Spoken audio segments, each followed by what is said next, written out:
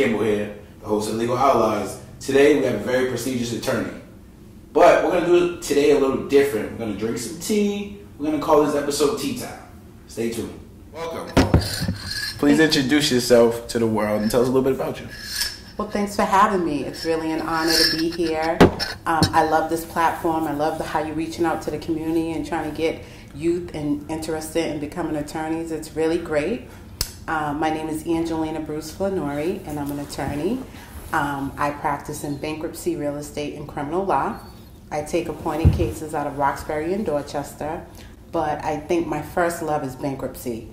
I've been doing that since I graduated law school. Okay, so let's back up a little bit. Tell us a little bit about your upbringing.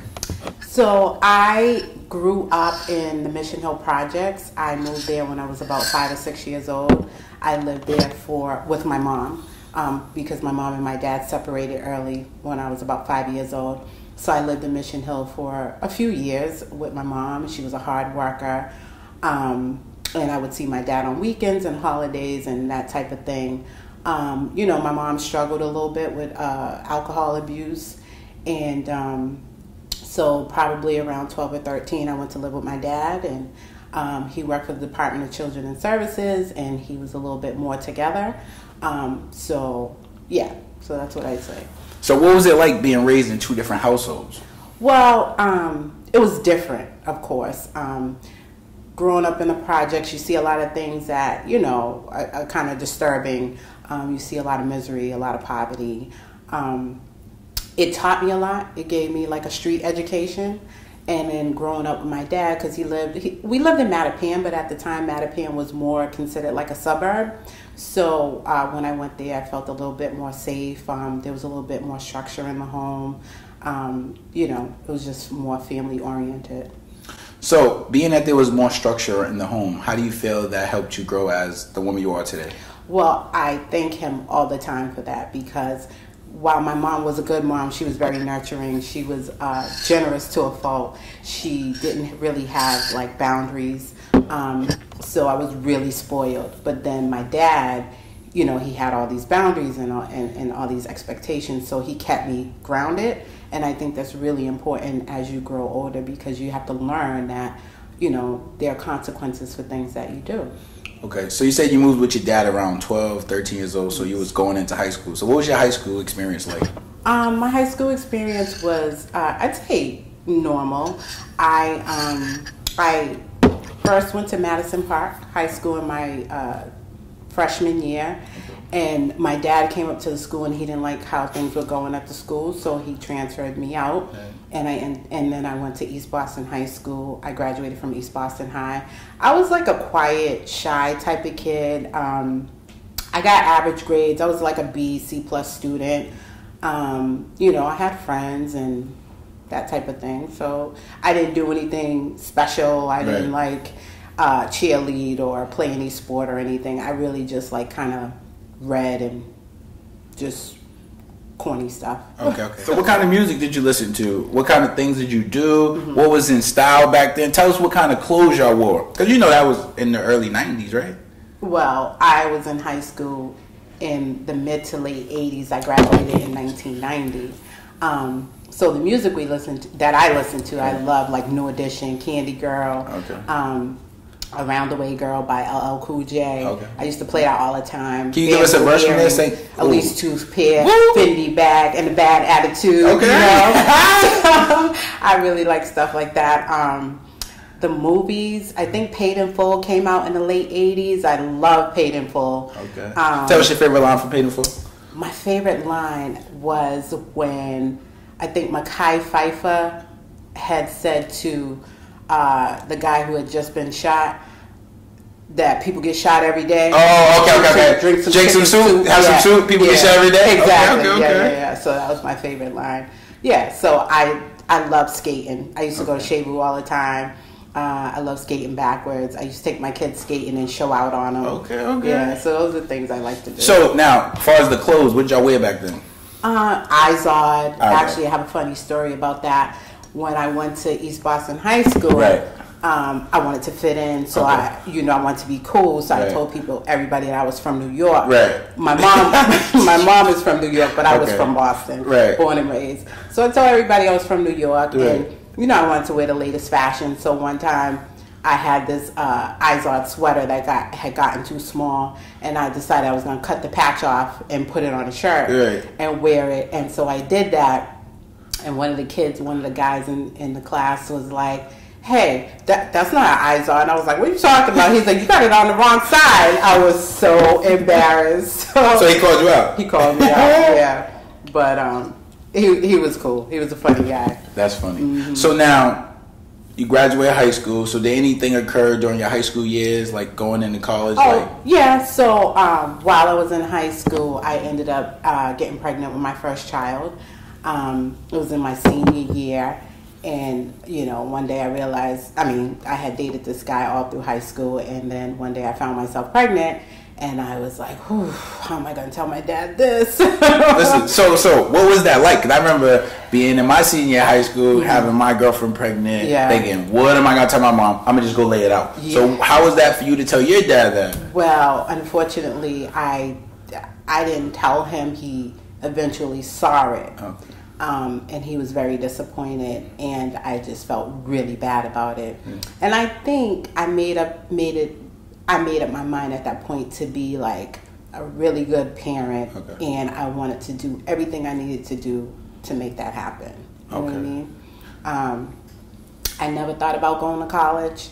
While I was in high school, I think after I had my son, because I had him in September, right after I graduated, I started thinking seriously about life and like, how am I going to take care of this little boy? Right. I had gotten on aid for a little while. I was on public assistance for maybe about 6 months. They had a program. I took the program.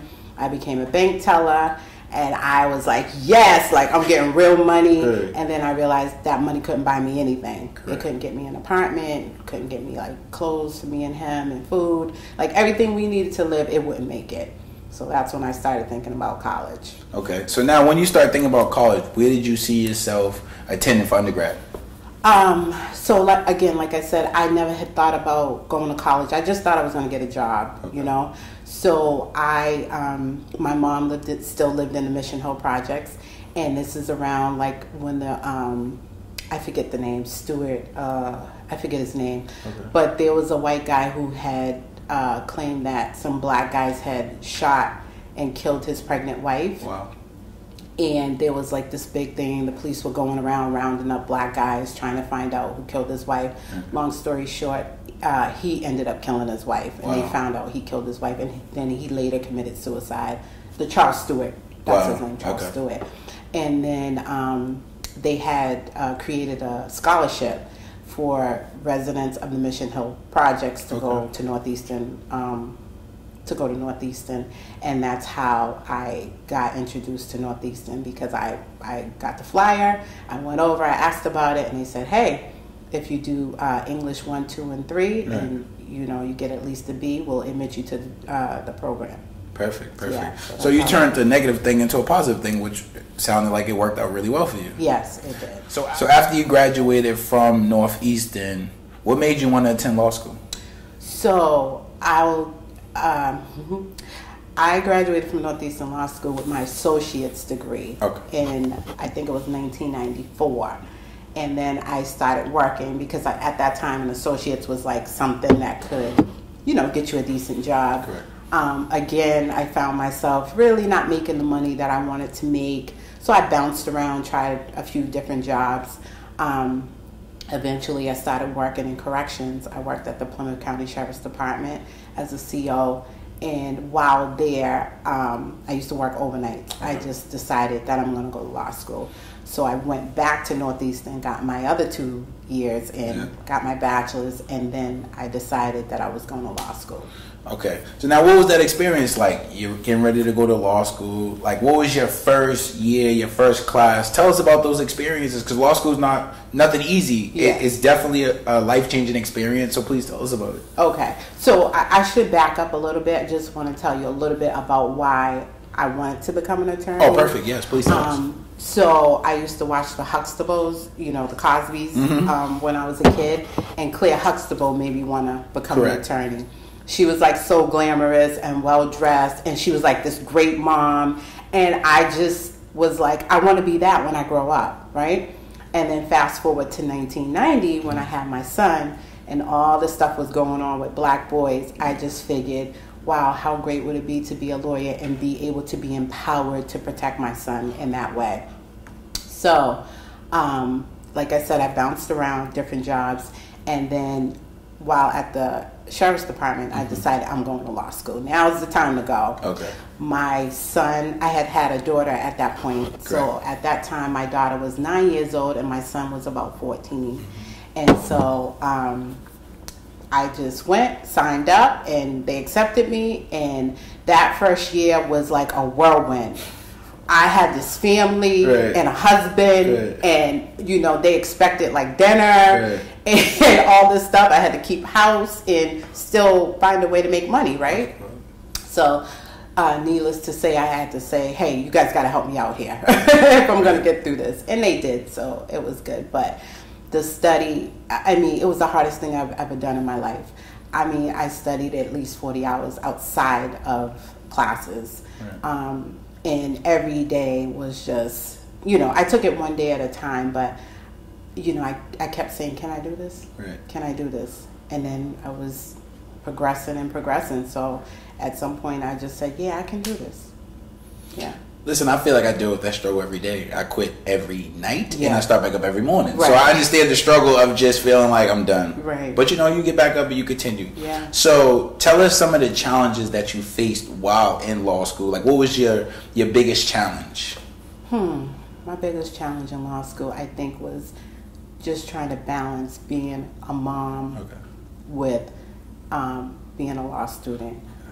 It's difficult, you know what I mean? But, you know, I managed to pull it out. Good. Yeah. So now, okay, fast forward. So you're in your last year of law school. Yeah. You're preparing to take the bar. What was that like? Like, what was your scheduling like? How did you fit in time to eat? Because I hear it's very, very, like, strenuous. So please tell us. It is. So I had a schedule. I would get up at 5 o'clock in the morning, make my tea, sit down to the table, and I would like study until the kids got up, which was usually around 7 o'clock, help them get ready for school, get them off, and then I'd go back to studying until about 1 o'clock. I'd take my break, go for a run, have my lunch, come back, and I'd be back about, let's say 3, and then I would go from 3 to like about 6. Okay. So now, after you passed the bar, what was that like? Well, first of all, let me tell you about the excruciating pain waiting for the results. I was like stalking the mailman. When it started to get close to that 3-month period, I started stalking the mailman. Anything for me? He's like, no, not yet, not yet. My mother would call me, and I would just be like, Ma, I don't know. I really hope I passed. And I was just so like, you know, in turmoil. Yeah. So when I got the results, I was just so elated. I didn't know what to do. Like, I wanted to cry, I wanted to scream. I didn't do any of that.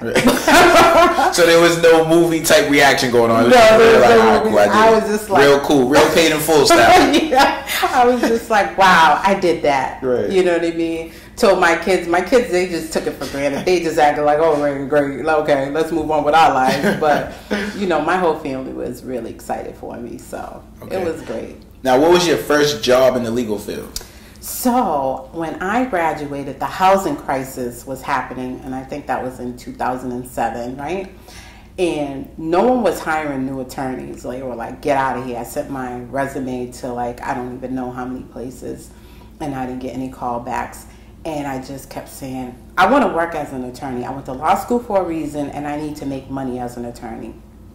So one day, I decided I'm just going to do volunteer work. So I contacted the Volunteer Lawyers Project, and like I said, there was a housing crisis, so a lot of people were trying to save their homes and had to file bankruptcy. So they trained me and taught me how to do bankruptcy cases, and I learned how to do loan modifications, and I started doing bankruptcy work for the Volunteer Lawyers Project. And then one referral from a non-paying client led to many paying clients. Wow. Yeah. That's good. Mm-hmm. So after that job, what did you, or that volunteer work you was doing, what did you do after? Like, how did your career progress from that moment? Well, it kept progressing, thank God. Okay. I went on the radio and I started advertising my services, my bankruptcy services. People would call, ask questions. I would answer the questions. I also dabbled in real estate, sold real estate and brokered the deals, etc. And then later, probably in the last 5 years, I've been doing criminal law. And I accept appointed cases out of Dorchester and Roxbury. And those cases usually, those clients lead to paying clients. So I do have some private criminal clients as well. Okay. So you mentioned that you broker deals. Are you like a real estate broker or? So yeah, I'm a real estate broker. Okay. Mm-hmm. No, that's cool. So you're an attorney, yeah. You're a real estate broker. Is there any other talents that you have or any profession that we don't know about here? Well, I used to be a bartender. Bartender, okay. Jesus Christ, the list goes on, huh? Yes. Wow, okay, yes, okay. Yes. So, at this point in your life, at this point in your career, what do you find to be the most impactful part of being a part of the judicial system? The most impactful part is the ability to touch people, to help people. You know, a lot of my clients, a lot of my clients are like just so proud that I'm a black woman helping them and that I care. I get that a lot. I mean, I get thank you notes all the time. Thank you so much for really working hard on my case and caring about the case. So I think the reaction I get from people is most impactful to me. Okay. So now if there's anything you wish that you could change about the judicial system, what would it be? Oh, wow. There's so many things. But I think personally, you know, just the staff and in the courts, if they could be more kind to people.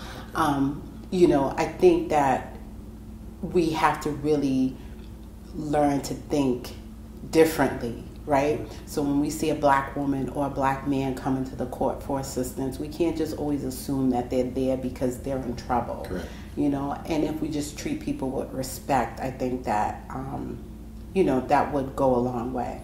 Correct. To changing the system.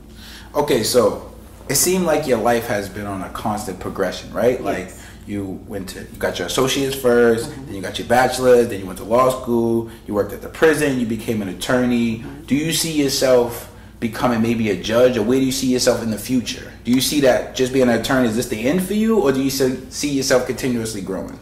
Well, I see myself continuously growing.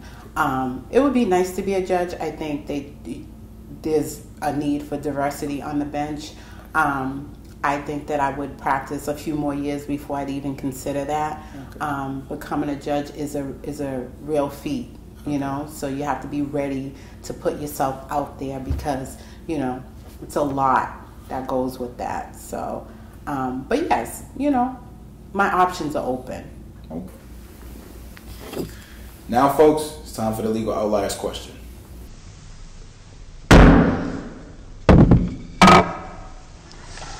So, being that you're an attorney, you're in your career, you feel like there's no more that you can really accomplish besides maybe becoming a judge or going further. And then you see your son, this young man that you had at such a young age, and you figured out, how am I going to raise him and how am I going to protect him for the world? And then you see your son go through struggles in life. He has a child at a young age. Then he starts to attend law school, and he's in his last year of law school. He's the president of his law school, and he's also the host of the Legal Outliers. How does that make you feel as a mom? So I feel super proud, so honored, elated. I mean, I cannot believe that my son is like in law school in his last year and like following in my footsteps. Like we fought like his whole high school career about studying and, you know, what his life was going to be like. And I just thought, you know, I don't know. That's what I kept saying. I don't know what's going to happen to my baby. Let's hope he gets it together. And he got it together. I mean, words can't even express how happy I am about it. It's really great stuff. So I'm glad that you feel all those wonderful feelings. I love you so much. Oh. And the reason we did Tea Time is because this is what we do. You know, she would be studying. I would come down like, why you got the tea kettle on? Why I gotta hear that noise? And then as I got older and I started going to law school, I started drinking tea. So there it is, world. That's my mom. Thanks for watching The Legal Outliers. Please subscribe and stay tuned to the next episode.